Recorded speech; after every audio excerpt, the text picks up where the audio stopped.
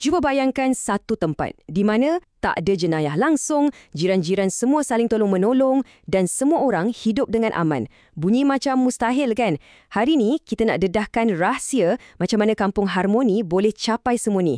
Dan semuanya bermula dengan satu soalan mudah dari seorang budak kecil kepada ayahnya. Jom kita bongkar apa kunci rahsia diorang ni. Inilah soalan yang keluar dari mulut Luqman, seorang budak lelaki berumur 7 tahun yang penuh rasa ingin tahu. Dia tengok dunia sekeliling dia di kampung harmoni, tak ada gaduh-gaduh, semua orang baik dan dia rasa pelik. Soalan jujur dia inilah yang membuka pintu kepada rahsia sebenar kampung mereka. Ayahnya, Encik Fauzi, senyum je. Dia jelaskan yang keamanan ni bukanlah satu kebetulan.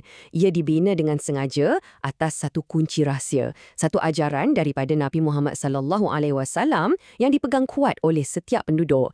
Ajaran inilah yang ubah mereka dari sekadar jiran menjadi satu keluarga besar yang saling melindungi. Jadi, apakah kunci rahsia ni sebenarnya? Ia bukan satu benda tapi 3 tiang yang sangat-sangat kukuh.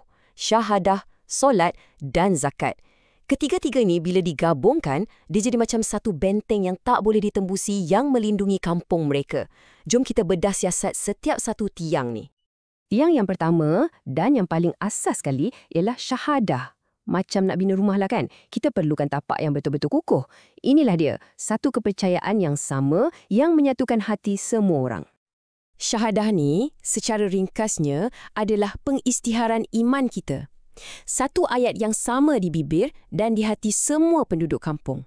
Tapi kan, macam mana kata-kata ni, satu pengakuan je, ada kuasa untuk wujudkan satu kampung yang aman damai?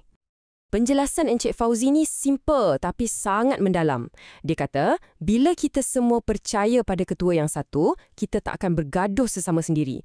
Maksudnya, kepercayaan yang sama ni wujudkan satu ikatan yang lebih kuat dari apa-apa perbezaan pribadi. Semua orang rasa macam dalam satu pasukan yang sama, jadi susah nak berpecah belah. Okey, seterusnya kita beralih ke tiang kedua, solat. Kalau tadi syahadah tu tapak rumah, solat ni pula umpama simen yang mengikat batu-bata komuniti tu menjadi satu. Ia ubah kepercayaan dalam hati jadi satu hubungan yang kuat sesama manusia. Cuba anda bayangkan irama hidup macam ni. 5 kali sehari, tak pernah miss, satu komuniti berhenti buat kerja dan berkumpul. Jiran-jiran yang mungkin kita tak sempat nak bertegur sapa, sekarang berdiri bahu ke bahu. Rutin yang konsisten ni lama-kelamaan, ia ubah orang asing jadi kawan yang kita kenal dan bina satu jaringan sosial yang kuat. Dan kesannya memang sangat mendalam. Macam yang Cik Fauzi terangkan, amanan sujud bersama-sama ni melembutkan hati. Ia pupuk rasa empati. Bila kita betul-betul kenal dan ambil berat tentang jiran kita, fikiran nak buat jahat pada mereka tu memang takkan terlintas langsung. Tiang ketiga dan yang terakhir ialah zakat. Yang ni pula cara macam mana benteng ni tangani punca utama masalah dalam masyarakat, iaitu jurang ekonomi. Zakat ni lebih dari sekadar sedekah biasa tau. Ia satu sistem yang dah terbina dalam komuniti untuk saling menjaga. Ia pastikan tak ada seorang pun yang tertinggal. Ia macam satu janji bersama bahawa kekayaan akan dikongsi untuk bantu mereka yang paling memerlukan. Dan kesannya sangat praktikal.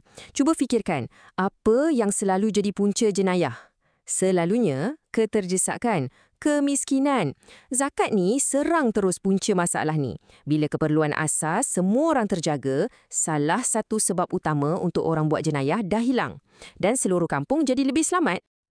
Okey, jadi kita dah ada 3 prinsip ni. Tapi macam mana ia berfungsi dalam kehidupan seharian? Jom kita tengok ujian sebenar. Macam mana komuniti ni layan orang luar yang baru pindah masuk. Komuniti ni ada satu peraturan yang mudah, berakar umbi dari ajaran Nabi. Ia umpama satu kontrak sosial. Kalau seseorang tu secara terbuka amalkan 3 perkara ni, dia secara automatik diterima sebagai saudara. Dan bila dah dapat gelaran tu, satu kampung jamin akan lindungi keselamatan diri dan harta benda dia. Kita ambil contoh Pak Cik Daud, seorang pendatang baru. Masa dia mula-mula sampai, dia orang asing. Tak ada siapa kenal latar belakang dia, niat dia. Jadi, biasalah, mesti ada rasa was-was sikit.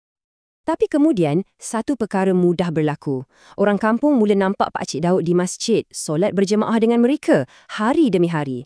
Tindakan yang semua orang boleh nampak ni, ia ubah segala-galanya. Dia bukan lagi orang luar. Dia dah jadi sebahagian daripada kita, seorang saudara. Perkara yang paling hebat ialah betapa mudahnya peraturan ni. Sampaikan seorang budak pun boleh faham. Luqman tak perlukan siasatan latar belakang, dia cuma nampak Pakcik Daud solat dengan mereka dan terus buat kesimpulan mudah. Dia kawan kita. Tindakan yang zahir tu dah cukup jadi bukti. Dan ini membawa kita kepada satu pengajaran penting dari Encik Fauzi. Tanggungjawab komuniti adalah pada apa yang boleh dilihat, bukan apa yang tersembunyi. Kerja mereka bukan untuk baca hati atau hukum keimanan seseorang. Itu urusan antara individu tu dengan Tuhan. Tugas mereka mudah, terima dan lindungi berdasarkan perbuatan yang mereka saksikan. Jadi, jom kita undur ke belakang sekejap dan tengok macam mana ketiga-tiga kunci ni bergabung. Macam mana ia betul-betul boleh bina satu benteng keamanan yang tak boleh ditembusi ni. Inilah dia. Syahadah menyatukan hati mereka di bawah satu kepercayaan, solat pula menganyam kehidupan mereka bersama melalui interaksi harian dan zakat melindungi keperluan mereka menghapuskan rasa terdesak. Bila digabungkan, mereka jadi satu ekosistem sosial yang lengkap, satu benteng hidup yang secara semula jadinya menangkis perpecahan, permusuhan dan jenayah. Kisah Kampung Harmoni ni tinggalkan kita dengan satu soalan yang menusuk kalbu.